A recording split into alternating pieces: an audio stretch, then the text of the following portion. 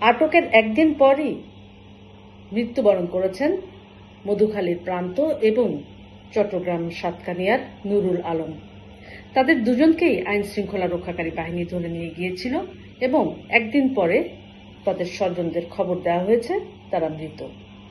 এভাবে আজকে যে ঘটনাটি দেখলাম, চট্টগ্রামের নুরুল আমিন, তিনি স্থানীয় বিএনপি জামাতের যারা আছেন পাড়া প্রতিবেশী, তাদের সঙ্গে জমি নিয়ে বিরোধ ছিল, সে সংক্রান্ত একটি কেস ছিল, সেই কেসে হাজিরা দিতে গিয়েছিল। সেই হাজিরা দেওয়ার সময় ওইখান থেকেই পুলিশ তাকে আটক করে রাতভর নির্যাতন করে তারপর তাকে হত্যা করা হয় এবং হত্যা করে তারপরে স্বজনদের খবর দেওয়া হয়েছে।